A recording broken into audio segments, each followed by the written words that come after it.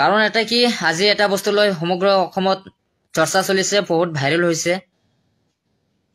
আৰু সেই বস্তুটো মই দেখা পিছত মই লাইভত সেইকাৰণে আহিলো যে মোৰ বাধ্যতা পৰিস্থিতি হিচাপত লাইভত আহিবলগীয়া হ'ল। কাৰণ বস্তুটো থাকি মানুহে জানিব বিচাৰিছে আচলতে কি হৈছিলে, বস্তুটো জানিবৰ কাৰণে আহিছে আৰু সেই বস্তুটো মই ক'বলৈ বিচাৰিছো।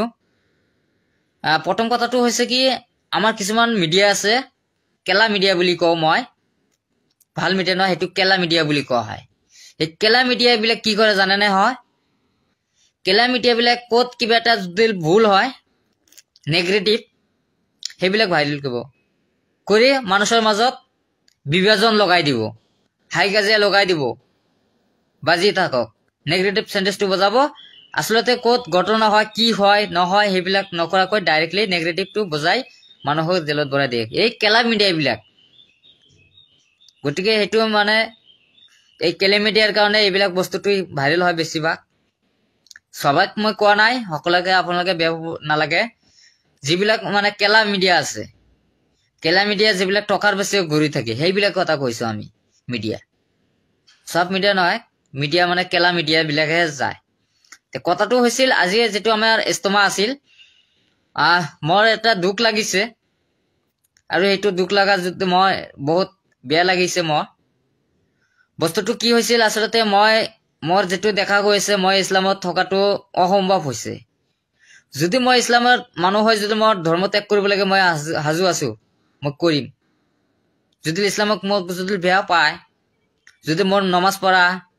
ইছলামৰ ধৰ্মৰ ভিতৰত ধৰ্ম হৈ কাম কৰা যোৱা, যদি মই ইছলাম ধৰ্মৰ মানুহক ওচৰত যোৱা,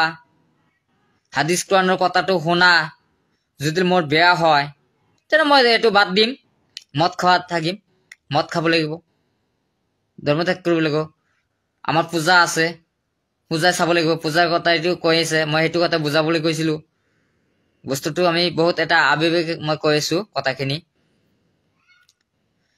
আজি যিটো ঘটনা হৈছে, আজি নহয় দুটা ঘটনা আজিৰ পৰা হ'ল। একচুৱেলি মই আজি ইজতেমাত গৈছিলো, কালি ৰাতিত গৈছিলো। হয়তো কালিতে মই ৰাতিতে ইমানখিনি হয়তো ঘূৰিছিলো, অলপমান গোটেইখিনি ঘূৰিব পৰা নাই। আৰু যেতিয়া আমাৰ মনাজাত হ'ল, আজিৰ 11:30 মনাজাতে আৰম্ভ হৈছিলে, 12টাত শেষ হ'ল। সেই সময়তে মই মনাজাতত অংশগ্ৰহণ কৰাৰ কাৰণে মইতো ওচৰতে আছিলো আৰু সেইতে মই অজু কৰিছিলো, কৰি পেলাই আমি অংশগ্ৰহণ কৰিম। আৰু সেই সময়তে কিছুমান অদভণ্ডামী কিছুমান ল'ৰাই মোৰ লগত হুলস্থুল পৰিৱেশ সৃষ্টি কৰিলে। তেতিয়া মোৰ অলপ বেয়া লাগিলে। আহি বিলাক মানে কিবা কিবি কৈ থাকিছে। তেতিয়া মই অকণমান খং হৈছিলো যে মই প্ৰথমত কৈছিলো যে তোমালোকে মনাজাত ধৰক, মনাজাতৰ টাইম হৈছে, এতিয়া মনাজাত হ'ব,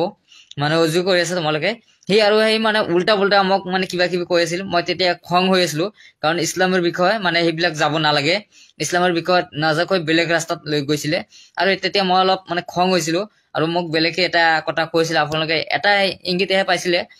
বাকী সেইটো নহয়, আৰু আছিলে, সেইবিলাক কাটি দিছে মিডিয়া বিলাকে,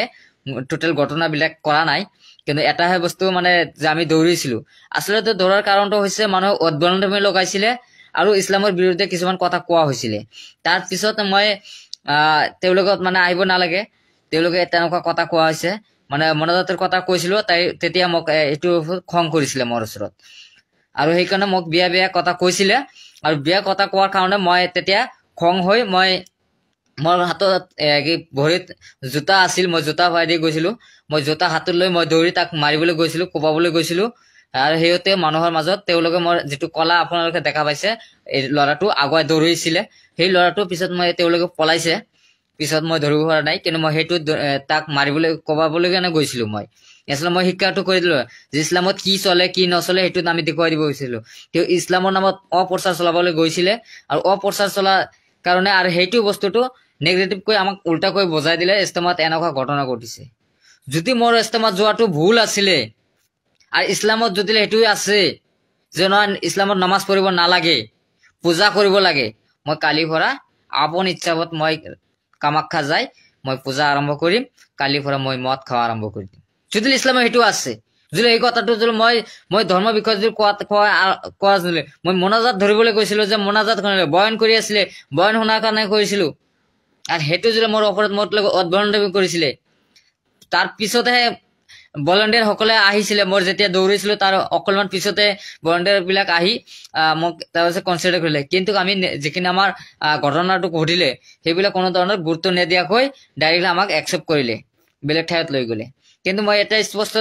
পোৱা গ'লো যে আমি এইটো কথা ক'ব বিচাৰো যে মই কোনো ধৰ্ম অনুষ্ঠানত যাব নোৱাৰো ছুগুৱেলি যিটো ছুগুৱেলি অধিকাৰ নাই ধৰ্ম অনুষ্ঠানৰ কাৰণে তাহলে ধৰ্ম কৰি কি লাভ মই ধৰ্ম নকৰিম তেনেহলে যদি মোৰ অধিকাৰ নাথাকে মই ধৰ্ম কৰি কি লাভ মই যদি যোৱাৰ কাৰণে যদি বিতৰ্ক হয় তৰ্ক বিতৰ্ক হয় যদি ইছলামৰ কথা কোৱাতে যদি আমাৰ তৰ্ক বিতৰ্ক হয় মই নাযাম কি কথা আছে মই বাদ দিম কি আছে মই কালি যাই মদ খোৱা আৰম্ভ কৰি দিম কালি যাই কামাখ্যা যাই মই গুৱাহাটী আছো এতিয়া কামাখ্যা যাই মই সেন্দুৰ লৈ বাছ মই পিছত ধৰ্ম ত্যাগ কৰি দিম বাছ সেইখিনি চলাম আৰু এটা দেখিছো আপোনালোকে জানে সেইদিনা বোলে মৌলানা বদৰুদ্দিন আজমল চাহাবৰ লগত আমি এটা ধৰ্মসভা অংশগ্ৰহণ কৰিছিলো মোৰ এই দুটা বস্তু লৈ আজি মানে বহুত বেয়া লাগিছে তাত বোলে মোক 5,000 টকা দিছে ইস্তমাতে এই কথাটো মোক আজি উত্থাপন কৰিছে মই তেতিয়া খং হৈ গৈছিলো যে মোক কোনে 5,000 টকা দিয়ে আপোনালোকে ভালকৈ দেখিছিলে নেকি মই অংশগ্ৰহণ কৰিছিলো যিহেতু আজমল ডাঙৰীয়া ওচৰত আছিলে মোক মাতিছিলে আৰু মোক সন্মুখত মাতিছিলে আৰু মই ধৰ্ম অনুষ্ঠানত গৈছিলো তাৰ সন্মুখত আমাক বহিবলৈ দিছিলে মই ধৰ্ম সভাত অংশগ্ৰহণ কৰি মই আমাৰ ইছলাম ধৰ্মৰ কিছুমান হাদিছ কোৰাণৰ বিষয়ে আমি কিছুমান কথা শুনিলো শুনাৰ পিছতে আমাক কি হল এটা মাদ্ৰাছাৰ নামত কালেকশ্যন আৰম্ভ হল যেতিয়া কালেকশ্যন সকলে মানুহ ষ্টেজত আহিব নোৱাৰে গতিকে এজনৰ হাতৰ পৰা আন এজনৰ হাতত লয় আন এজনৰ হাতৰ পৰা আন হাতত লয় তেনেকুৱা মোৰ হাতত দিছিলে আৰু মই আজমল ডাঙৰীয়া হাতত দিছিলো আৰু আজমল ডাঙৰীয়া যি বক্তা আছিলে যে আমাৰ মৌলবী আছিল তাৰ হাতত দিয়া হৈছিলে সেইবিলাক ডিটেইলছ আপোনালোকে নিশ্চয় দেখা পাইছিলে আৰু সেই আজমলৰ লগত যে মই টকাখিনি দিছিলো সেইটো এটা ফটো মাৰিছিলে মাৰি পেলাই কৈছে ছুগুৱেলি 5,000 টকা লৈছে ছুগুৱেলি আজমলৰ টকাৰ ভিকাৰী ছুগুৱেলি নহয়